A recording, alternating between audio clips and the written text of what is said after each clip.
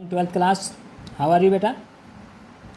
I hope you will be quite fit and fine at your home. Students, आज हम आपके history के 6 chapter के कुछ very short answer type questions को डिस्कस करेंगे, लर्न करने का प्रयास करेंगे। क्वेश्चंस स्टार्ट करने से पहले चैप्टर देखते हैं, भक्ति, सूफी परंपराएं, धार्मिक विश्वासों में बदलाव और श्रद्धा ग्रंथ। लीजिए फर्स्ट क्वेश्चन स्टार्ट करते हैं कि पद्मावत के लेखक कौन थे। पद्मावत एक तरह की रचना है, एक बुक है और उसके रचनाकार का नाम है मलिक मोहम्मद जायसी। एक मुस्लिम राइटर हुए हैं, जायसी के नाम से इनको जानते हैं, पूरा नाम है मलिक मोहम्मद जायसी। नेक्स्ट है, सम्राट अकबर की राजधानी क्या थी। तो आप जानते हैं कि सम्राट अकबर ने अपनी नई राजधानी बसाई थी फतेहपुर सीकरी, जो कि आगरा से लगभग 40-45 किलोमीटर दूर है।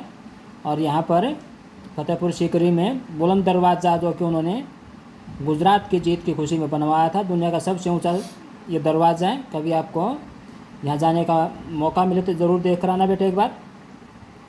नेक्स्ट है, अकबर ने जजिया कब हटाया। जजिया गैर मुस्लिमों से लिया जाने वाला टैक्स होता था, जो कि अकबर ने 1564 ईस्वी में हटा लिया था। किस किस की वाणी। वाणी का मतलब क्या है, कविताएँ, काव्य रचनाएँ। किस किस की वाणी, श्री गुरु ग्रंथ साहिब, यानी जिसको आदि ग्रंथ भी कहा जाता है सिखों का, उसमें शामिल है। आंसर है बाबा फरीद की वाणी, संत कबीरदास की और संत रविदास अथवा रैदास। इनको रविदास भी कहा जाता है कई बार और रैदास भी। तो इन तीनों की वाणियाँ इस ग्रंथ में शामिल हैं, गुरु ग्रंथ साहिब में शामिल हैं। गुरु नानक के तो हैं ही साथ में। नेक्स्ट है, कौन कौन सूफी मत के प्रचारक थे। आंसर है निज़ामुद्दीन औलिया, शेख सलीम चिश्ती और नसरुद्दीन औलिया। तो ये प्रमुख सूफी मत के प्रचारक हुए हैं। आगे, कबीरदास के गुरु कौन थे। आंसर है रामानंद जी। तो कबीरदास के गुरु कौन थे, संत रामानंद जी थे। मीराबाई, जो कि भगवान कृष्ण की एक बहुत बड़ी भक्तनी हुई हैं, उनके उपासक हुई हैं, उनके गुरु का नाम क्या था, संत रैदास, रैदास अथवा रविदास। आदि ग्रंथ साहब का संकलन किस गुरु साहिब ने किया, या किस गुरु ने किया। आंसर है गुरु अर्जुन देव ने। किसने किया, गुरु अर्जुन देव ने। पहले सिख गुरु कौन थे। आंसर है श्री गुरु नानक देव जी। नेक्स्ट है, खालसा पंथ की नींव किसने रखी या फाउंडेशन किसने रखी। हु फाउंडेड खालसा पंथ। आंसर है श्री गुरु गोविंद सिंह जी। बेटे ये आंसर अच्छे से लर्न करने क्वेश्चन के आंसर को आपने, काफ़ी इम्पोर्टेंट है कि खालसा पंथ की स्थापना गुरु गोविंद सिंह जी ने रखी थी, यानी सिखों को एक सैनिक दस्ते के रूप में, एक सेना के रूप में संगठित किया था। कौन से सिद्धांत भक्ति आंदोलन के से संबंधित थे। तो भक्ति आंदोलन के सिद्धांत क्या थे, तो इसके मुख्य सिद्धांत क्या थे, प्रभु भक्ति अथवा भगवान की भक्ति, भगवान के प्रति डिवोशन। नेक्स्ट, शुद्ध कार्य, यानी कार्यों में भी शुद्धता, विचारों में भी शुद्धता और ईश्वरीय एकता। ईश्वरीय एकता का मतलब क्या है कि ईश्वर एक है, इस विचार पर ये जोर देते थे। इस समय भक्ति आंदोलन में बताया गया कि सभी धर्मों का सार एक है, ईश्वर एक है, उसके नाम अनेक हो सकते हैं। कोई अल्लाह कह सकता, कोई उसको गॉड कह सकता, कोई खुदा कह सकता, कोई उसको भगवान कह सकता, कोई विष्णु कह सकता, कोई कृष्ण कह सकता। सबके अपनी अपनी मान्यता हो सकती है, परंतु ईश्वर एक है। ये भक्ति आंदोलन के जो प्रमुख भक्त रहे हैं, प्रमुख संत हुए हैं, कवि हुए हैं, उनकी विचारधारा थी। नेक्स्ट क्वेश्चन है बेटा कि भक्ति आंदोलन के प्रभाव क्या क्या थे। तो भक्ति आंदोलन ने लोगों के मन के ऊपर, उनके दिमाग के ऊपर एक विशेष प्रभाव छोड़ा। और क्या बदलाव आए समाज में। ब्राह्मणों के प्रभाव में कमी आई। इससे पहले ब्राह्मणों का जो दबदबा समाज के ऊपर था, उसमें कमी आई, लोगों में जागरूकता आई। नेक्स्ट, समाज सेवा की भावना, क्योंकि सभी भक्ति संतों ने सेवा को परम धर्म बताया, तो इससे सेवा की भावना जागृत हुई। निम्न जाति वर्ग का उत्थान। तो भक्ति आंदोलन में इस बात को भी उजागर किया गया कि इंसान, सभी व्यक्ति बराबर हैं, भगवान की नज़र में कोई छोटा अथवा बड़ा नहीं है। इससे जातीय व्यवस्था पर को भी एक तरह से आघात हुआ। नेक्स्ट है, गुरु गोविंद सिंह जी ने खालसा पंथ की स्थापना कब की थी? आंसर है 1699 में, 1699 में गुरु गोविंद सिंह जी ने खालसा पंथ की स्थापना की थी। और कहाँ की थी? आनंदपुर साहिब में। नेक्स्ट है गुरु नानक देव जी के उत्तराधिकारी, यानी उनके बाद गुरु कौन बने सिखों के? आंसर है गुरु अंगद देव जी। तो गुरु नानक देव जी के उत्तराधिकारी कौन थे? गुरु अंगद देव जी। जोगी कौन थे? कई बार इनको योगी भी कहा जाता है। योगी जो वर्ड है जोगी से बनकर आया है।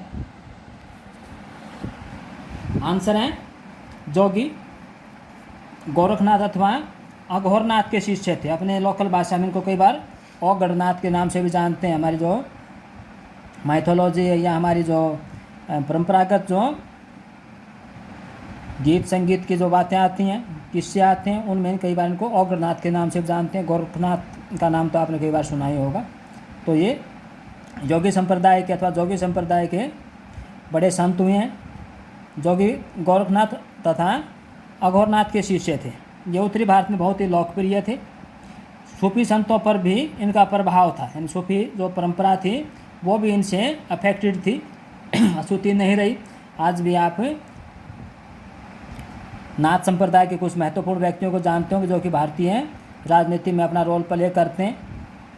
यूपी के यानी उत्तर प्रदेश के चीफ मिनिस्टर का नाम आप जानते होंगे, भारत के रक्षा मंत्री का नाम आप जानते होंगे। दोनों के लास्ट में नाथ जुड़ा हुआ है। तो विशेष एक परंपरा से जुड़े हुए लोग हैं ये।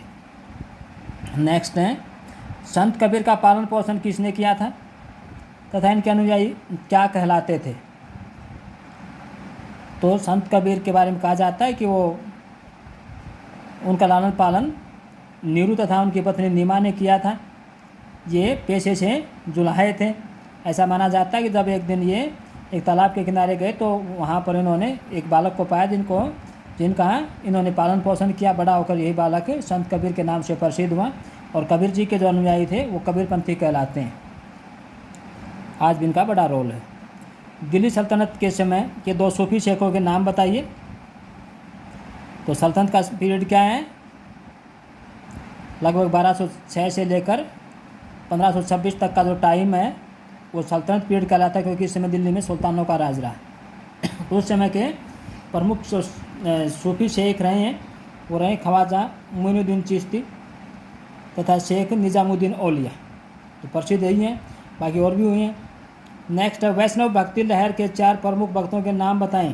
तो 4 प्रमुख जो वैष्णव भक्ति लहर का मतलब क्या है? भगवान विष्णु को अपना आराध्य देव मानने वाले जो भक्त हुए हैं, ऐसे भक्त ऐसे संत जो कि भगवान विष्णु को अपना आराध्य मानते थे, भगवान विष्णु को विश्व का सर्वेसर्वा मानते थे, भगवान मानते थे और उसी को सब कुछ मानकर उसी के प्रति समर्पण भाव रखते हुए पूजा पाठ करते थे, उनकी भक्ति करते थे। तो ऐसे संत कौन से हुए हैं? संत रामानुज, संत निम्बारक, माधवाचार्य और रामानंद जी। तो ये 4 प्रमुख जो भक्त हुए हैं ये वैष्णव भक्ति परंपरा से प्रभावित रहे हैं। तो स्टूडेंट्स, मैं आशा करता हूँ, विश्वास करता हूँ कि जो क्वेश्चन अभी हमने डिस्कस किए हैं, इनको लर्न करने का प्रयास किया है, आपको समझ आए होंगे। आपको ये सभी क्वेश्चंस अपनी फेयर नोटबुक में राइट डाउन करने और अच्छी प्रकार से इनको लर्न करना है।